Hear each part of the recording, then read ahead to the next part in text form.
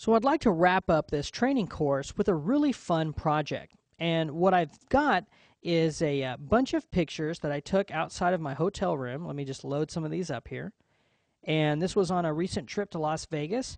And I essentially just stood at my hotel room, grabbed my little point and shoot camera, and I just started taking pictures.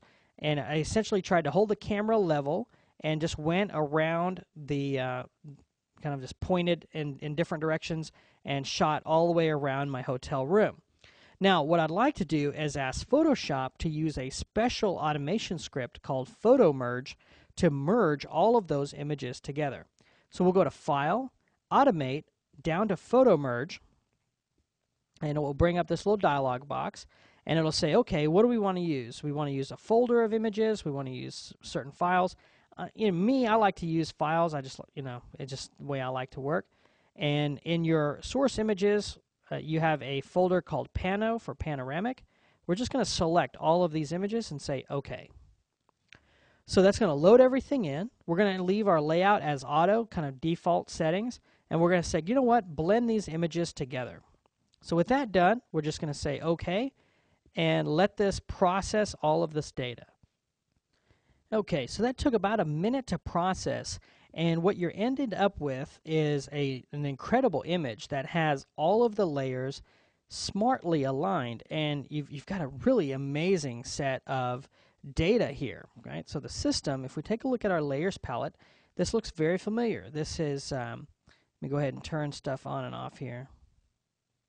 You can see buildings that appear and disappear, and what Photoshop actually did was it aligned this picture and said, okay, this particular shot would fit perfectly just like in this little puzzle piece section here. So a very, very powerful and very sophisticated tool set.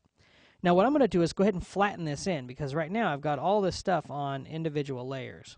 Okay, so I'm going to go ahead and take all of these layers, and I'm going to choose Layer down to Merge Visible, and that will flatten everything up, and I've got one layer now.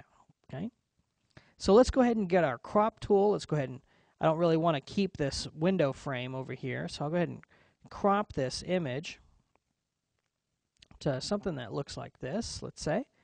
We'll go to Image Crop, and so we use some of our skills here.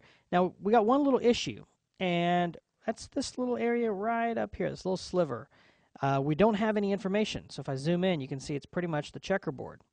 So what can we do? Well, we could get our paint tools and our rubber stamp tool and go ahead and stamp in the clouds, but we also know how to use a very, very powerful new feature called Content-Aware Scaling. So I'm just going to go ahead and make a selection here of this area, and I'm going to choose Edit, Fill, Content Aware. We're going to let this think about this and process this data. There we go. Looks good. And when we zoom out, I got a beautiful sky, and what more could I ask for? It's a lot of fun, right? We haven't done many clicks, and we got a really cool image from something that I just shot handheld with a little point and shoot camera outside my window.